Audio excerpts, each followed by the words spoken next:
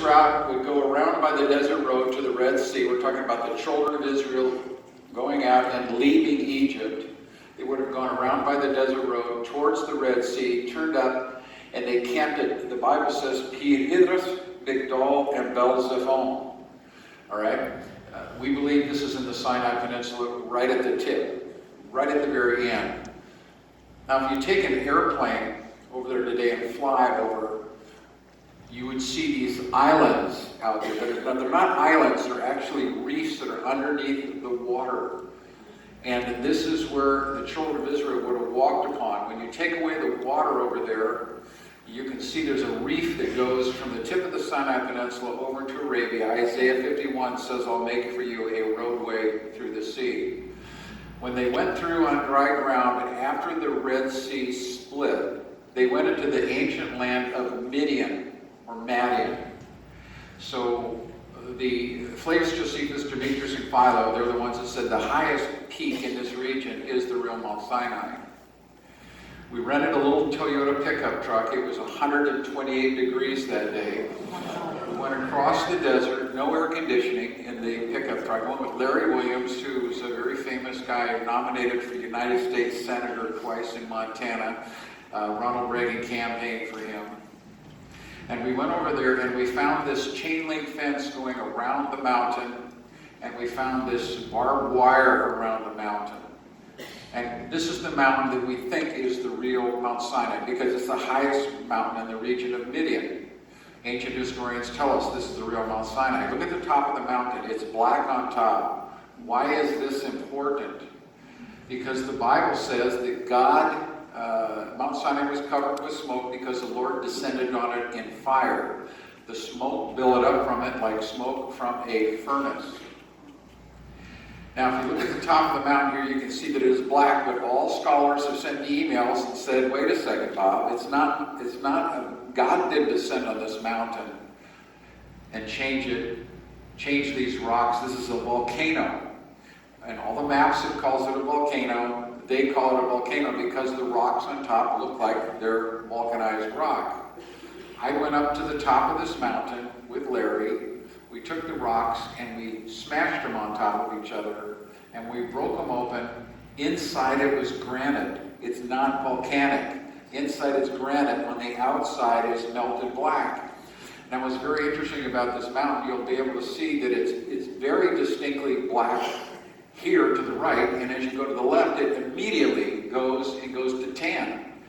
If that on the right side is where God's fiery presence came down, only those rocks are burned, and the other ones are not burned. It's fascinating to conjecture what that could be. Now, when Moses did not come down from the mountain for 40 days, they built for themselves an altar. This altar here is about 30 feet high and 30 feet across. These rocks were pushed in place. These are actually photos from 1988 that I took on that, film, analog film. So it's not as quality as we have today. But these are the actual photos, and these are videos that were taken by the Caldwells years later. But you see on this altar here, you'll see the bull god Apis and Hathor. When they didn't come down from the mountain, they started worshiping this bull god Apis and Hathor. There are no bovine in Saudi Arabia because there's just not enough water. But here we have bulls. Now, we know that there is a cave on the mountain because the Bible talks about a cave that Elijah put the cloak over his face and went out and stood at the mouth of the cave. If this is the real Mount Sinai, this is the cave that Elijah would have stood. Out there in that blue area is where they would have camped and where they made the Ark of the Covenant, the tabernacle, and they all congregated out there. So this is plenty of space to do that. That's a traditional mountain in the Sinai Peninsula. There's no cave and there's no place for them to camp. The Bible says Moses built an altar at the foot of the mountain. Now we have to specifically take the camera and go down to the very foot of the mountain. If you look here at the very base of the mountain, you see this L-shaped altar there. What is that altar doing there? Of course, the Bible says there's an altar at the foot of the mountain. Several things it talks about this altar is having. It says this is where the animals were channeled, because they killed the animals here. Then they offered burnt offerings. They don't do burnt offerings in Saudi Arabia. The Muslims do not do burnt offerings. But here we have, inside this altar, as the camera goes down to the right, you're going to see the black in there, that lower black area, that dark area. That's compressed ancient ash, showing that somebody did burnt offerings at some time. If you see the altars over in Jerusalem, this is at Tel Dan, you can see it's the same size as the altar that we find in Saudi Arabia. So they've been using the same size altars. And they set up 12 stone pillars representing the 12 tribes of Israel. Did we find any pillars? No. But we found pieces of pillars. And we found out later how they made pillars in Egypt was they would take these pieces of pillars, they would cut them, and you can see them scattered throughout the foreground there. You can see pillars were made with these, like you'd stack checkers or layers of a cake on top of one another.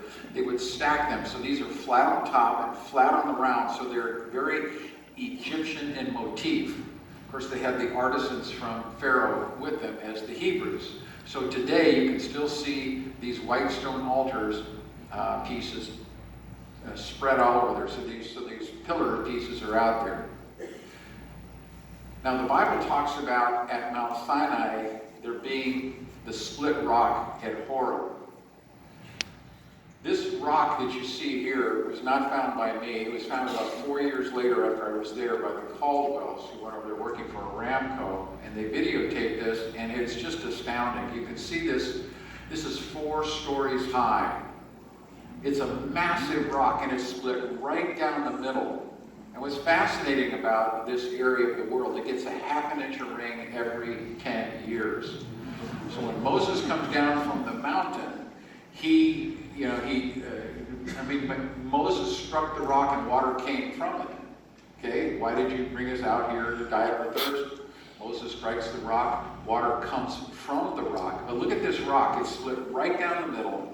But not only that, if you look to the lower left of it, you can see where chunks have fallen off from the water erosion. And down below it, you can see waterfalls coming down, dry waterfalls. Here you can see where the rock is pressure flake from the bottom going up, which is opposite of no normal erosion patterns, which means that a huge amount of water at one time shot from this area. You can see the rock right there. To the left, you can see where it's washed away. You can see where the nozzles are, where water literally is shot out. You can see where the water has carved eddies in there from water erosion. And it cannot be explained by geologists. I have geologists look at this and say this defies all logic. If this is a more recent photo we just edited in for you. You can see the rock there is split. You can see the other mountain, the other rocks below it are washed smooth. These are some artifacts that were found around the mountain by a guy in Korea who was a doctor for the king of Saudi Arabia. He sent them to me. Now that one just had a menorah on it. When you find a menorah contemporaneous to Christ, it's headline news. Look at all the menorahs we have here. If you look at this woman who could be Greek, who could be Roman, we don't know from her dress, but in the lower left-hand corner you can see right there appearing, that's another menorah. What's this doing in the region of Saudi Arabia, in the shadow of Mecca? This object I took to the Field Museum and in the University of Chicago, and they told me about 600 years before Jesus, that's a menorah with the word El Shaddai written on it. That's the oldest El Shaddai inscription in the world ever. This is what we call the Moses stone. The pin is there for scale. You can see the back of the stone has 2 unique markings on it. It has like a lollipop sign on it, and it has a pitchfork on the right-hand side. And then you see, so that's Talmudic for YH, and then you turn it over, WH. So Yahweh is circling the face. When Moses came down from the mountain, he had the Shekinah glory of God on his face. Now we can pause this. Can we pause this just 1 second? Can we pause this one? That's the only photo, by the way. That photo was taken by a man 2 weeks later in Saudi Arabia. He sent it to me. He was 26 years old named Mark. He was killed. Car jumped over the curb and killed him. Don't want to be conspiracy theory, but he was killed. Okay, let's stop this 1 second right here. We stop this. Okay, this is a C-47 transport from World War II. I think a lot of you might know it as a DC-3. During World War II, FDR gave one of these to King Ibn Saud, who was the first monarch of Saudi Arabia. He was first king. And so the reason we gave him an airplane was that we'd get oil from the war effort. Last year I got a phone call from a lady who called me up and said she read in a book, an old book, about this man from World War II who had been over to Saudi Arabia and was the pilot for Bob Hope during World War II and was the pilot for King Ibn Saud. And he wrote in the book that he was told by the king that this is the real Mount Sinai, Jabal al-Awaz. In fact, if you go over to Saudi Arabia today, everybody in the region will say that's Jabal Musa or the Mount of Moses.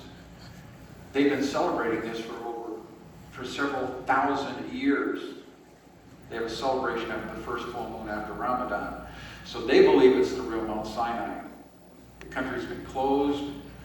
I didn't even hear about this pilot from World War II until this lady called me and said, Carol Huerta called me and said, I read this book about this guy, and we found out his name was Clyde Morgan.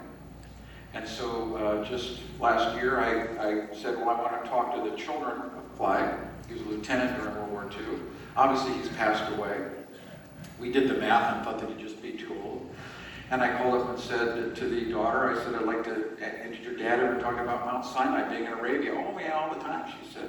I said, well, could we come interview you? She says, fine, fine.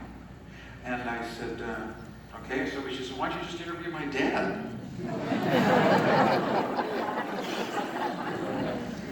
94 and he has a new girlfriend, I said. So we go over there and we go over to film him, and he was in a rest home. And she said, you know, he's not doing real well. Would you mind interviewing him at the rest home or the what do they call that when you go to hospice? And so he's dying, obviously. So we went there quickly and we interviewed him. And so this is the interview. Very few people have seen this, but this is the interview of Dr. He was a doctor after World War II. He became a physician, family doc. This is the story of Clyde Morgan. I wanted to include this video for you. Here's Bob Hope in World War II. He was a famous actor that did a lot of entertaining for the troops during the war effort. This is the plane that FDR gave to Ibn Saud.